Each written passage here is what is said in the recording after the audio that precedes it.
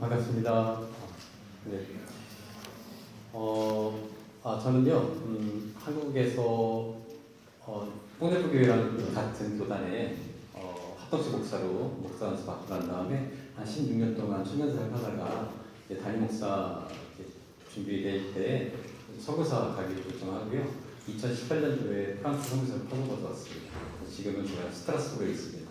네. 또 귀한교회에 와서 설교할 수 있도록 기회가 돼서 너무 감사하고요. 여러분 얼굴 뵈니까 너무 은혜롭고 또 기대가 많이 되는 것 같습니다. 네, 기도하고 제가 말씀 전하도록 하겠습니다. 하나님 감사합니다. 거룩한 주일 이 자리로 불러주셨는데 하나님 그냥 교회 마당만 밟고 가는 시간 되지 않도록 도와주시옵시고 우리 주님 말씀을 집중하여 들을 수 있도록 우리의 마음을 목도같이 만들어 주시옵소서. 이 시간 이 자리에 있는 공기조차도 우리 주님이 주장하여 주시옵시고 성령 하나님께서 우리를 마음을 붙잡아 주셔서 다른 것에 우리의 마음을 빼앗기지 아니하고 우리 주님께만 집중할 수 있는 시간 될 수 있도록 도와주시옵소서. 감사드리며 예수님의 이름으로 기도합니다. 아멘. 여러분들은 신앙생활 하는 것 가운데요 가장 중요한 단어를 하나 뽑으러 간다면 뭘 뽑으시겠습니까? 여러 가지가 있죠. 뭐 사랑, 은혜, 뭐 감사, 구원, 또 여러 가지가 있을 것 같아요. 자, 그런데 그 많은 단어들 가운데 가장 중요한 건 하나를 뽑으라고 한다고 한다면요, 뭐니 해도 믿음이라는 단어일 것 같습니다. 믿음. 왜냐하면 여러분 믿음이라는 것이 빠지게 되면 신앙을 말할 수 없기 때문에 그렇습니다. 믿음을 빼면요 구원을 말할 수 없기 때문에 그래서 믿음이 중요하다고 말할 수가 있어요. 그래서 교회에 다니는 사람들이라고 한다면 믿음 이야기를 참 많이 합니다.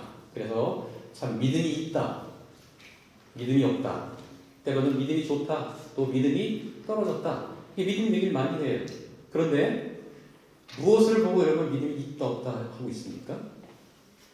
사실 여러분 믿음은 눈에 보이지 않잖아요. 그죠?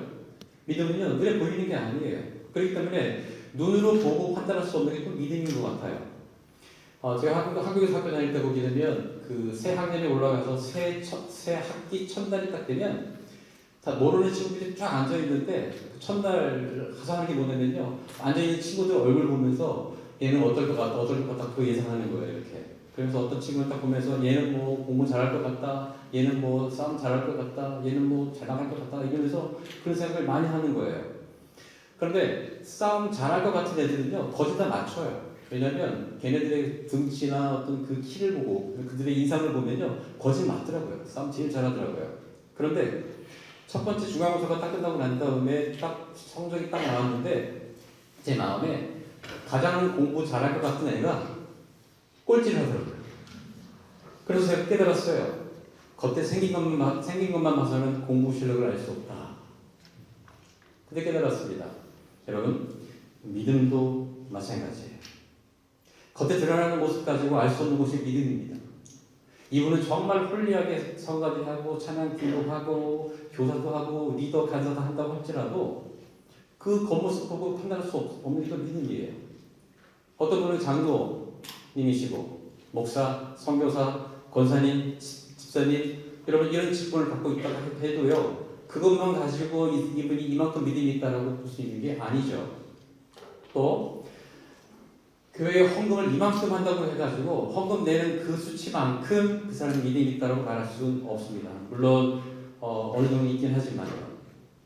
여러분 믿음은요 우리 눈으로 보고 확인할 수 없는 게 또 믿음이에요. 자, 그런데 반대로 믿음은 감추려고 해도 감출 수 없는 것이 또 믿음입니다. 여러분 믿음은요 반드시 드러나게 돼 있어요.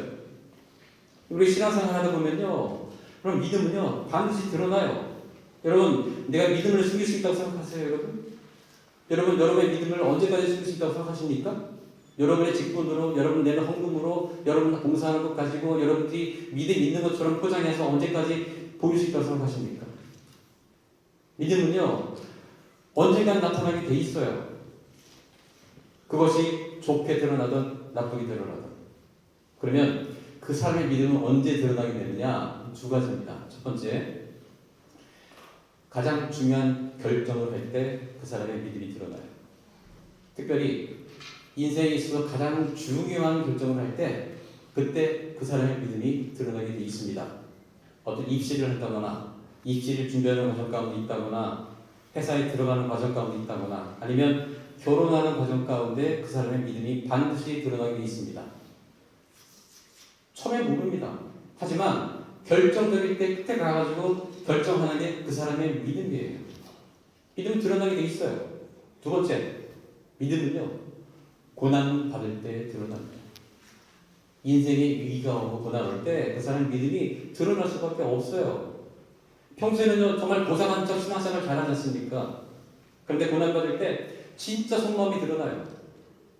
여태까지 어떻게 저로 순종 살았지 할 정도로 고난 받을 때 어떤 속마음들이 막 다 드러나는 거예요. 위기에 빠졌을 때 그 사람의 어떤 그 믿음의 밑바닥이 다 드러나는 거예요.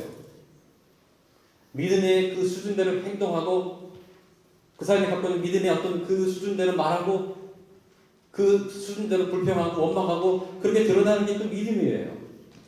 그렇기 때문에 여러분, 믿음은 보이지 않지만 우리가 신앙생활 하는 것 가운데 믿음은 드러나게 되어 있습니다. 오늘 말씀도 고난받는 제자들의 이야기입니다. 오늘 본문은요, 우리가 늘 많이 알고 있는 이야기예요. 예수님께서 광풍을 잔잔케 하셨던 그런 이야기입니다. 예수님께서 주무시다가 일어나셔가지고 말씀으로 바람과 바다를 잠잠하게 하셨던 그 기적의 이야기를 많이 알고 있습니다.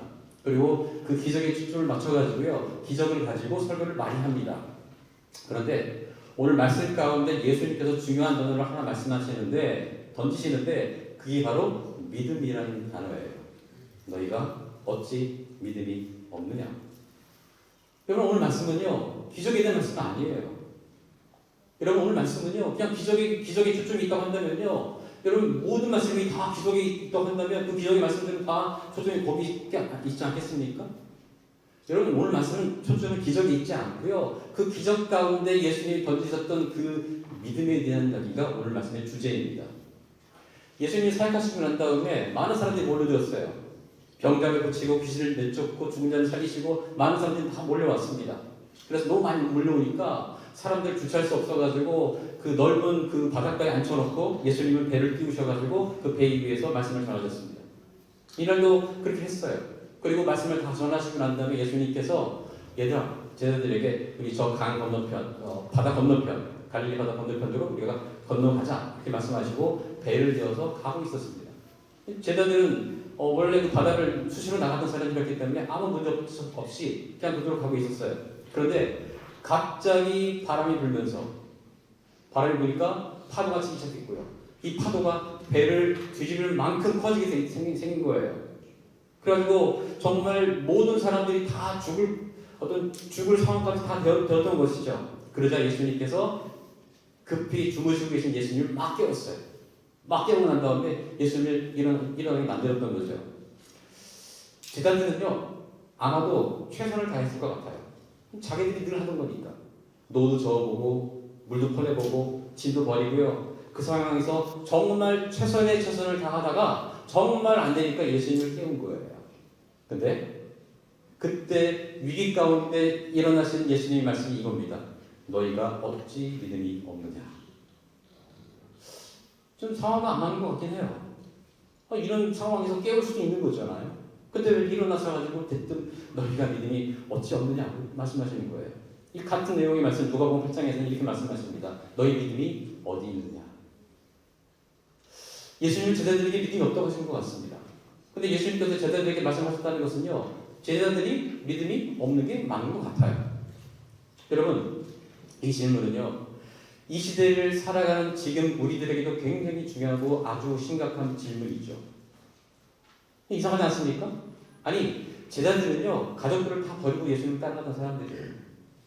이 제자들은요, 다른 사람들이 제자라고 불릴 만큼 예수님과 먹고, 예수님과 함께 자고, 예수님과 함께 했던 사람들입니다. 그런데 그렇게 따라갔던 그 제자들에게 예수님께서 너희들이 믿음이 없다라고 말씀하셨다고 한다면, 여러분, 우리들도 마찬가지죠. 우리도 제자들만큼 열심히 신앙생활을 하지 않습니까? 교회에서 봉사를 하면 봉사하고, 여행 와서도 예배 꼭 드리고, 그러지 않습니까? 성가대하고 찬양팀하고 봉사하고 헌신하고 정성 다해서 주님께 드리려고 드리지 않습니까? 그런데 제자들조차도 믿음이 없다는 말씀을 들었다고 한다면 지금 우리들도 들을 수 있는 질문이기 때문에 이 질문은 우리들에게도 굉장히 중요한 질문이에요. 예수님 왜 그러셨을까? 그 예수님만 보고 따라갔던 그 제자들에게 왜 믿음이 없다고 하셨을까? 제자들이 이런 광풍을 처음 봐가지고요. 처음 보고 무서워하니까 그랬을까요? 아니면 풍랑이 이 정도 풍랑인데 그 정도 오버할 일이야 이게? 그러면서 일어나가지고 이게 믿음 없는 사람들은 했을까요? 아니면 정말 피곤해가지고 정말 단잠 들으셔가지고 정말 잘 주고 계셨는데 그 단잠을 깨워가지고 화가 나가지고 일어나가지고 이 믿음이 없는 사람들은 그래야 했을까요? 여러분 이 제자들은요 다 거의 어부였습니다. 예수님 만나기 전에 매일 바닷가에 나가서 고기를 잡았고요. 이런 풍랑은 자주 있었던 일이에요. 경험이 많았습니다. 근데 경험상 얼마나 무서운 줄 알았기 때문에 두려워하면 당연한 거예요. 그것 때문에 믿음이 없다고 하신 건 아닙니다. 그리고 제자들이 또 그동안 이 바닷가에 배 타고 나갔던 것도 예수님께서 알아요. 이런 풍랑을 많이 만났던 것도 아십니다. 그런데 그 죽을 위기 가운데 있는 그 제자들에게 왜 그러셨을까? 왜 믿음이 없다고 하셨을까? 왜 이런 말씀하셨을까? 이겁니다. 전에 예수님 없이 만났던 풍랑과 지금 예수님과 함께 만나는 풍랑은 달라야 한다는 것을 말씀해 주시기 위해서. 얘들아, 지금 믿음이 있다고 날 따라오면서, 응? 너희들이 제자라고 날 따라오면서 믿음이 있는 것처럼 보이지만 풍랑을 만났다고 나와 함께 하기 전에 있던 모습과 똑같이 지금 살고 있는 이거예요. 여전히 똑같이 행동하고 똑같이 생각하고 이제 나와 함께 풍랑을 맞을 때에는 달라야 믿음이 있는 거 아니니 이거예요. 나와 함께 고난 받을 때는 달라야 하지 않겠니? 이거예요. 그래서 그렇게 말씀하시는 겁니다. 너희에게 어찌 믿음이 없느냐. 이 제자들은 예수님 만나기 전에 똑같은 풍랑을 만났습니다. 그때도 이것처럼 굉장히 호들갑 떨리고 난리치고 난약하셨을 것 같아요. 여러분 근데 그때 해도 괜찮아요. 예수님과 함께 없을 때는 괜찮습니다. 그렇게 하기 당연해요. 그런데 지금 예수님께서 그 풍랑의 배 가운데 함께 있다고 한다면 지금은 달라야 하죠. 달라야 믿음이 있는 거죠. 예수님과 함께 하는데 여전히 예전의 모습 그대로 대처한다고 한다면 믿음이 없는 거잖아요. 우리도 마찬가지입니다. 난 예수님 잘 믿고 있다고 하면서 풍랑을 만났다고 전에 예수님 모시고 있지 않았던 때의 어떤 그 모습 그대로 늘 불안하고 늘 걱정하고 여전히 똑같이 행동한다면 예수님 모시고 있는 거 아니잖아요. 그렇죠? 나는 예수님 위해 사역도 하고 헌신도 하고 드릴 만큼 드렸는데 고난이 왔다고 해가지고 예수님 없이 살았던 때와 똑같이 잔머리 굴리고 계산하고 내 경험을 해결하려고 한다면 예수님과 함께하는 거 아니잖아요. 그렇죠? 나는 직분도 있어요. 교회를 위해 뭔가 한다고 생각하고 있었는데 교회에서 마음 상했다고 서운하다고 여전히 화내고 여전히 분노하고 여전히 다른 사람에게 상처 주고 여전히 다른 욕심대로 한다면 예수님과 함께하는 거 아니잖아요. 그죠? 여러분 예수님 없이 고난받았을 때는 상관없어요. 그렇게 하셔도 돼요. 그러나 내가 지금 예수님과 함께하고 예수님을 따라가는 제자라고 한다면 지금 받는 고난의 모습 가운데는요 믿음이 달라야 하는 것이죠. 그래서 물으시는 겁니다. 너희에게 믿음이 어디 있느냐. 제가 무빙이라는 드라마를 봤어요. 그 히어로 한국 히어로 드라마 무빙이라는 드라마가 있는데 거기에 이제 초능력자들이 많이 나와요. 어떤 초능력자는 하늘을 막 잘 날아요 이렇게. 또 어떤 사람은 또 귀가 잘 들리고 어떤 사람은 아무리 죽어도 죽지 않은 그런 초능력들이 많이 나와요. 근데 거기에 있는 그 두 주인공이 있어요. 하늘을 잘 나르는 주인공이랑 그 다음에 귀가 잘 들리는 여자 주인공 두 명이 대화를 하는 거 있는데 그 하늘을 잘 나르는 그 주인공한테 그 자매가 아니 그 여자가 누구누구 씨는 어떻게 그렇게 하늘을 잘 날아요? 물어보는 거예요. 그러니까 그 벨라주인공이 얘기하는 거예요. 하늘을 올라가는 것은 문제가 되지 않아요. 떨어질 때가 힘들어요. 잘못 떨어지면 다치면 자신감이 떨어지고, 그리고 두려워서 다시 하늘을 날려고 하지 않아요. 그러면서 명언을 던집니다. 그래서 잘 떨어지는 것이 하늘을 잘 나는 거예요. 여러분, 신앙도 마찬가지입니다. 신앙은 잘 떨어지는 것이 신앙생활 잘하는 거예요. 여러분, 신앙이 날아오를 때는 뭐가 문제겠습니까? 가만히 있어도 여러분 신앙생활 잘 되는 게 뭐가 문제겠어요? 그러나 고난이 있고 힘든 일이 우리에게 닥쳤을 때, 여러분 그때 떨어질 때, 그때가 중요한 거예요. 정말 믿음이 있는 것처럼 그렇게 살다가 신앙이 떨어져 그 고난 가운데 있을 때 하나님 원망하면, 하나님 욕하면 그 믿음이 있는 겁니까? 그렇기 때문에 고난 받을 때가 중요한 거예요, 여러분. 떨어질 때 잘 떨어져야 신앙이 좋은 겁니다. 예수님과 함께 떨어져야, 내가 떨어질 때 달라야 나에게 믿음이 있는 거예요. 많은 사람들이 말을 합니다. 나는 왜 이런 고난을 주셨냐고요. 왜 나만 이런 고통 주시냐고요. 왜 다른 사람은 늘 평안하고 형통하는 것 같은데 왜 나만 고난이 끝나지 않습니까? 이렇게 말합니다. 여러분, 그러나 하나님은요, 다른 사람들만 그렇게 형통하게 평안하게 하지 않으세요. 하나님은요, 다른 사람들만 그렇게 고난이 없게 하지 않습니다. 그 다른 사람들은요, 고난 중에 잘 떨어져서 티가 나지 않는 거예요. 그 사람들은요, 떨어져도 믿음을 지키기 때문에 그게 티가 안 나는 거예요. 그 사람들은요, 고난 가운데 있다 할지라도 잘 버티기 때문에 고난이 없어 보이는 것 뿐이에요. 모든 사람들은 다 고난 가운데 있어요. 여러분, 고난 가운데 있습니까? 인생의 고난이 찾아오고 인생의 큰 벽이 맞닥뜨렸을 때 예수님을 모시고 살기 전의 모습으로 여전히 살고 있으면 믿음이 없는 겁니다. 그냥 그 수준인 거예요. 그러나 예수님과 지금 함께 고난 가운데 있다고 한다면 이제는 달라야 해요. 시간이 지나면서 현재는 바뀌지 않는다 할지라도, 늘 고난 가운데 있다 할지라도 예수님과 함께 잘 떨어져야 믿음이 있는 겁니다. 그렇기 때문에 물으시는 거예요. 너희 믿음이 어디 있느냐. 자, 이제 예수님께서 일어나셔가지고 바람과 바다를 잔뜩 하셨습니다. 그런데 제자들의 반응이 참 재미있어요. 41절에 보게 되면 그들이 심히 두려워하여 서로 말하되 그가 누구이기에 바람과 바다도 순종하는가. 그가 누구이기에. 예수님의 기적을 수없이 봤던 제자들이 할 말은 아닌 것 같아요. 뭐냐면 이해가 안 되는 말입니다. 말 그대로, 야, 과연 이 사람은 누구인가 이거예요. 그가 누군지 모르겠다 이거예요. 제자들 같지가 않아요. 또 41절에 그들이 심히 두려워하여. 이 제자들이 두려웠다는 것은요, 이 풍랑을 두려워했다는 게 아니라 풍랑을 잔잔케 하는 예수님을 보고 두려워했다는 얘기예요. 지금은요. 아니, 이거 예수님의 제자들 모습이 아니잖아요. 그렇게 기적을 많이 봐놓고서 그냥 그 풍랑 잔잔케 했다고 해가지고 지금 이거에서 그 풍랑 잔잔케 하신 예수님이 무섭다는 얘기예요. 지금 이게. 야, 역시 예수님이 그럴 줄 알았어. 난 믿고 있었어. 라든가. 역시 믿음 최고 이렇게 해야 제자 아니겠습니까? 예? 또 한 가지.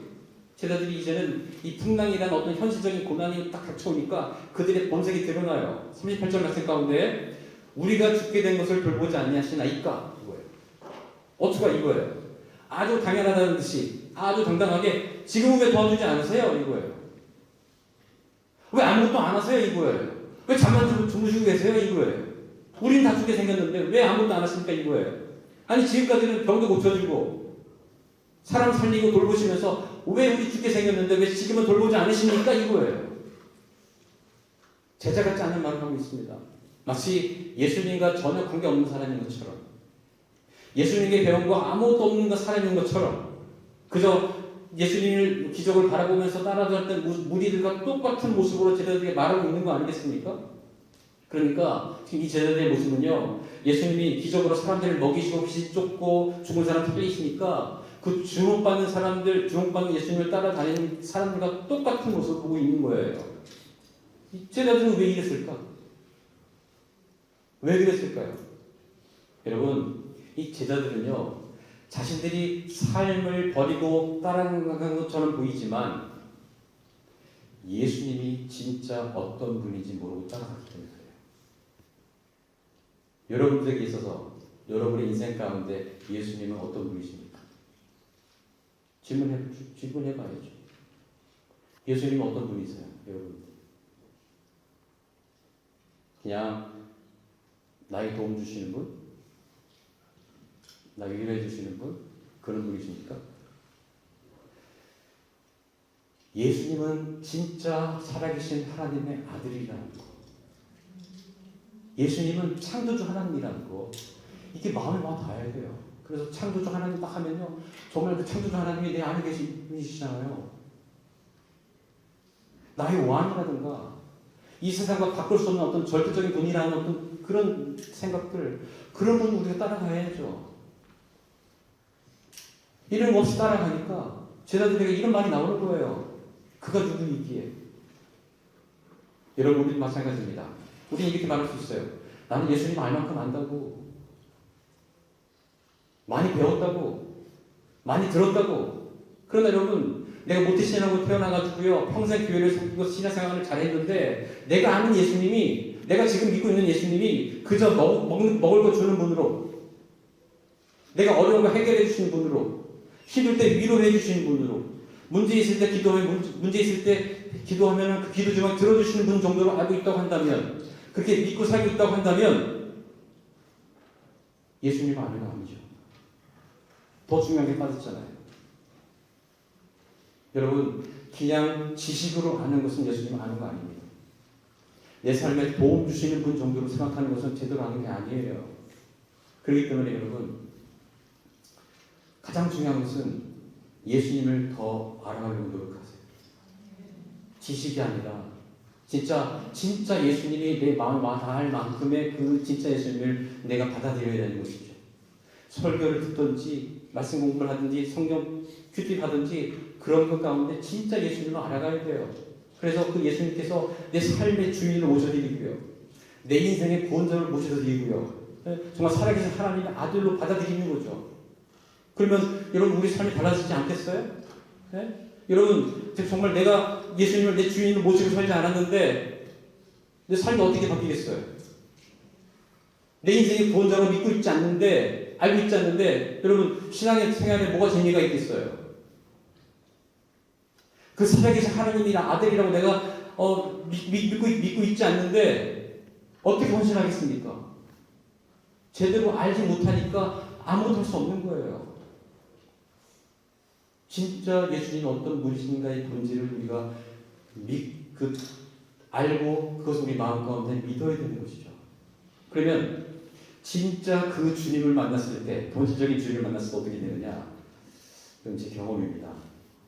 그 첫 시작은요, 진짜 예수님을 만나게 되면 하나님 앞에 무한 겸손해지게 돼 있어요. 그냥 삶 자체가 바닥에 박자 엎드리는 그런 느낌이에요. 예수님께 나아가면 앉으실 힘이 없어요. 그냥 엎드리는 그런 기분이에요. 아니, 살아계신 하나님을 만났는데 어떻게 그렇게 고개를 들 수 있겠어요?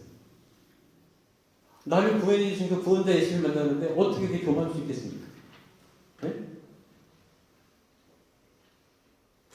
나에게 조금 도움 주는 사람만 있다고 한다면 그 사람 앞에 가면 무한 겸손해지잖아요.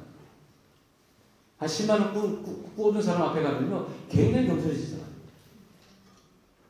그런데 진짜 하나님의 아들을 내가 알고 마음까지 모셨는데 어떻게 그렇게 겸손할 수 있겠습니까? 무한 겸손해지는 것이죠. 그렇기 때문에 그때부터는요, 이제는 먹을 거 달라고, 이거 해결해 달라고, 왜 안 주시냐고, 왜 나만 고난한다고 따지지 않습니다. 그냥 겸손해지는 거예요. 내 상태만 상관없이, 내가 문제를 안고 살아도 상관없이 그냥 예수님 자체로 굉장히 감사한 거예요. 그냥 그분 아는 것만으로도 감사한 거예요. 내 인생이 겸손해지는 거죠. 그 다음부터는요, 내가 갖고 있는 돈, 내 명예, 내가 치고 있는 어떤 콩쿨, 이런 게 중요하지 않아요. 그냥 없으면 없는 거죠. 네? 내가 믿는 예수님이 하나님 아들이신데 그게 뭐가 필요하겠어요? 하나님보다 가치 있는 게 뭐가 있습니까? 다. 그 다음 단계는 이겁니다. 묻는 거예요. 주님, 그러면 제가 어떻게 살기 원하십니까? 주님, 제가 무엇하기를 원하십니까? 이렇게 묻게 돼 있어요. 예수님 만나기 전에는 어떤 인지 아십니까? 주님, 저 이거 하고 싶어요. 이거 필요해요. 이거 하게 해주세요. 이렇게 나가요. 하지만 진짜 예수님을 만나면요, 주님, 다 필요 없고 제가 어떻게 살기 원하십니까? 이 질문을 하는 거예요. 내가 무엇부터 하기 원하십니까? 이거부터 하는 거예요. 이런 삶이 진짜 우리 주님을 만나는 삶입니다. 이게 시작이에요. 여러분, 예수님을 내 소원 들어주시는 분 정도로 믿지 마세요. 힘들 때 나를 위로해 주시는 분 정도로 믿지 마세요. 제자들은 그렇게 따라갔기 때문에 그래서 물으시는 겁니다. 너희 이름이 어디 있느냐? 자, 이제 41절에 보게 되면 제자들이 참 재미있는 표현을 합니다. 41절에 그가 심히 두려워하여 서로 말하되 그가 누구이기에 바람과 바다도 순종하는가 했다. 바람과 바다도 순종하는가? 이 제자들이 재미있는 표현을 해요. 바람과 바다가 마치 사람처럼 예수님의 음성을 듣고요, 그 말씀에 순종했다는 거예요. 그래서 제가 바람과 바다 입장에서 한번 생각해봤어요. 이 바람과 바다의 지금의 미션은 이겁니다. 사명은 이거예요. 저 갈릴리 바다에 떠있는 그 배를 침몰시키는 일이 사명이에요. 그래서 바람이 조금씩 막 불기 시작했어요. 그래서 이제 파도가 막 일어나게 됐죠. 그러다 보니까 이제 바람이 야, 바람 이쪽으로 더 불어봐. 야, 파도 그쪽을 밀어야지. 그러면서 이렇게 서로 막 협력해서 선을 이루면서 막 배를 이렇게 엎으려고 막 노력하는 가운데 있었어요. 근데 거진 배가 다 뒤집힐 때까지 다 됐었어요, 이렇게. 근데 제자들이 막 떠들고 막 이렇게 시끄러운 그런 와중 가운데 어떤 다른 목소리가 하나 들려왔어요. 잠잠하라, 고요하라. 그 목소리는요, 크지 않았을 것 같아요. 하지만 정확하고 강력한 소리였어요. 처음에 무시했죠, 바람과 바다가. 그런데 듣고 보니까 그럼 이 목소리는요, 어디선가 한번 들었던 목소리인 거예요. 근데 깨달았어요. 바람과 바다가. 이 목소리는 삼위일체 하나님께서 말씀으로 이 세상을 창조하셨을 때 우리들을 만들었던 그 하나님의 목소리구나. 그 하나님이 여기 타고 계셨구나. 이건 우리가 침몰시킬 배가 아니잖아. 그 목소리를 듣고 깜짝 놀라서 바람과 바다가 순종한 거였습니다. 같은 사건 가운데 같은 공간에 있었지만 바람과 바다는 창조주 하나님의 음성을 들었어요. 그러나 제자들은 그 창조주 하나님의 음성을 듣지 못했습니다. 여러분, 우리 신앙생활 가운데 여러분 고난 가운데 있지 않습니까? 우리도 고난 가운데 있지만 이스라엘 백성들처럼 고난을 많이 당한 민족은 없잖아요. 나라가 무너지고 포로로 잡히고 그러잖아요. 근데 그 선지서에 보게 되면 막 무너진 이스라엘 나라를 살리기 위해서 하나님께서 내가 살릴 것이다 라고 이렇게 막 얘기하면서 본인 스스로를 막 설명하시는데, 그때 정말 고난 가운데 있고 절망 가운데 있는 사람들을 구원시키기 위해서 하나님께서 본인 스스로를 어떤 하나님으로 설명하신다면 나는 창조주 하나님이다 라고 먼저 설명하시는 거예요. 그리고 내가 구원시키겠다 말씀하세요. 제가 예전에 그 이사야 말씀을 묵상하는데 이줄 내내가 그 말씀이더라고요. 너를 지으신 네가 만군의 여호와이며 구속자이며 온 땅의 하나님이다. 하늘을 펴고 땅의 기초를 정하고 너를 지은 자 여호와를 어찌 잊어버렸느냐. 나는 내 하나님 여호와라. 바다를 휘저어서 그 물결을 뒤흔들게 하는 자니. 여러분, 이렇게 정말 고난 가운데 있고 절망 가운데 있는 못 일어나는 어떤 백성들에게는요, 하나님께서 창조주로 다가가셔서 창조주의 음성으로 그 백성들을 일으키시는 거예요. 우리도 마찬가지입니다. 정말 고난 가운데 떨어져 있을 때 창조주 하나님의 음성을 가까이 하셔야 돼요. 그리고 창조주 하나님의 음성을 들을 수 있어야 돼요. 너 고난 가운데 있니? 너를 만든 건 나야. 너 뭐가 문제니? 이 세상을 만든 건 나야. 그러니까 걱정하지 마. 나는 창조주 하나님이야. 이 음성을 들을 수 있어야 돼요. 그러면 그 음성을 막 듣게 되면 그때부터는요, 정말 그 음성이 너무 감동적이어가지고요, 너무 밀려가가지고 주체할 수 없을 정도로 가슴이 터질 듯한 어떤 그런 느낌이 드는 거예요.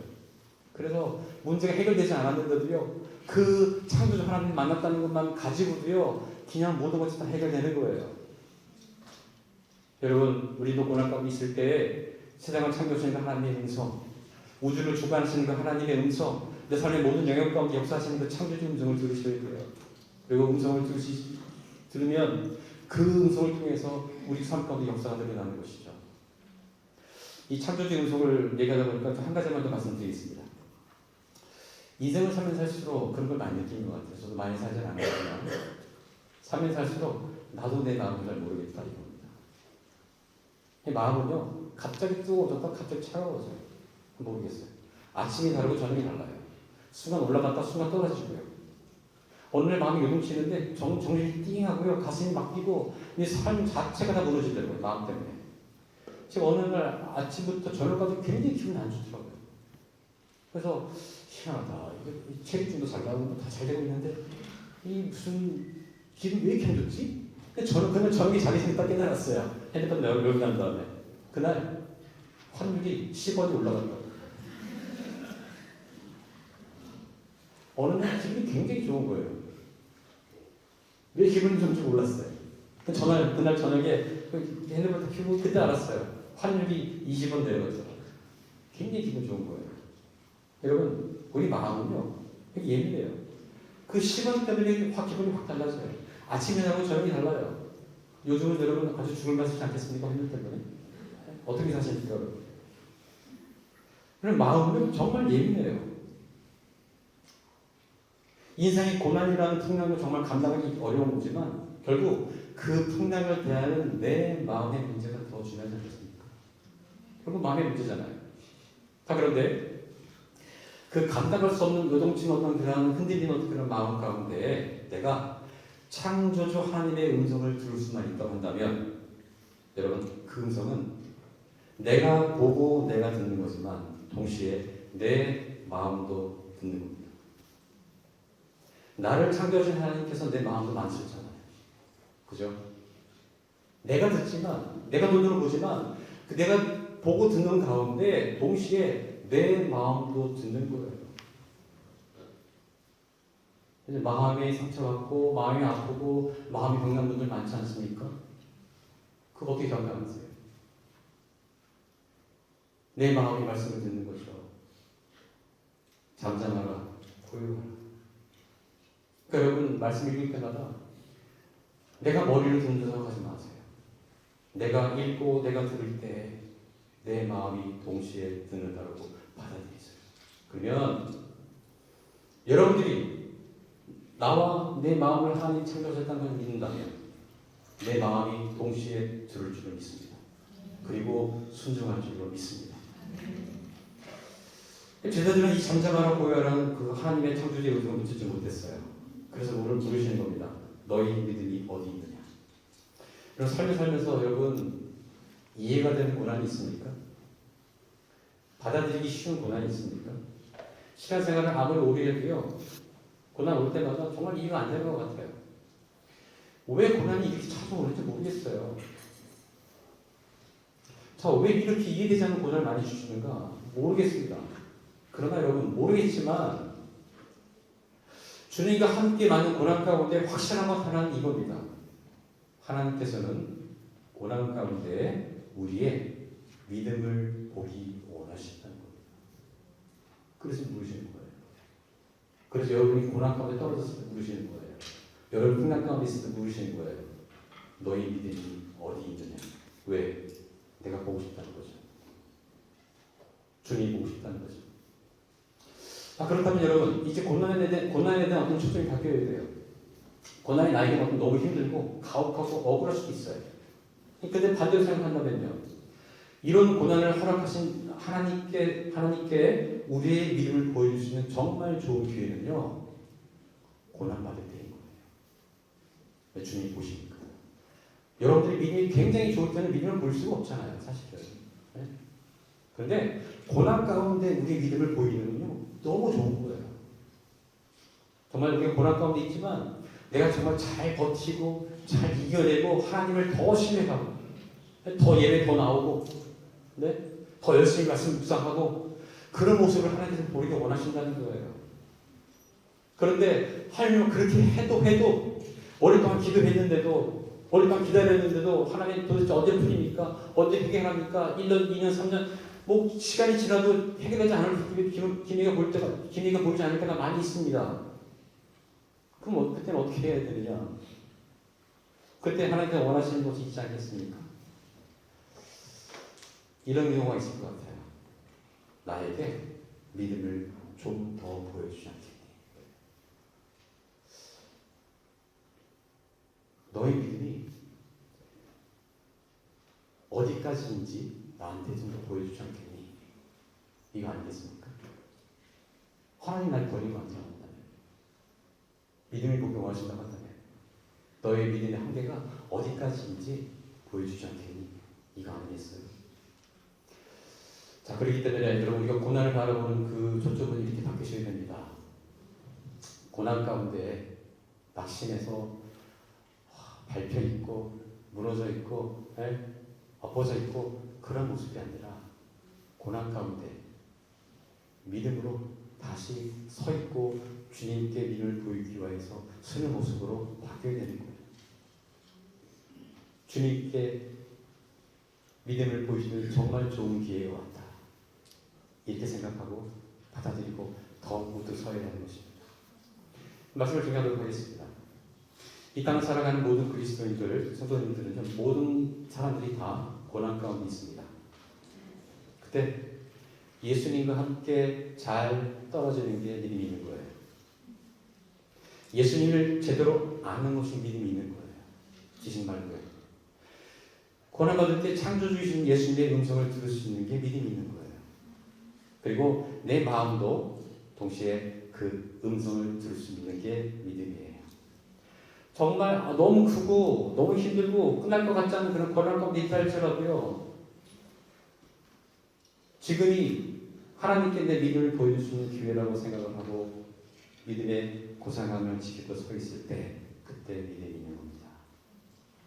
사랑하는 공동체 성도 여러분, 오늘 말씀을 통해 주님께서 여러분에게 물으십니다. 크고 작은 고난 가운데 있는 저와 여러분들에게 물으시는 거예요. 너희 믿음이 어디 있느냐? 너희 믿음이 어디 있느냐? 이제 여러분들의 믿음을 보여주십시오. 사랑할까요?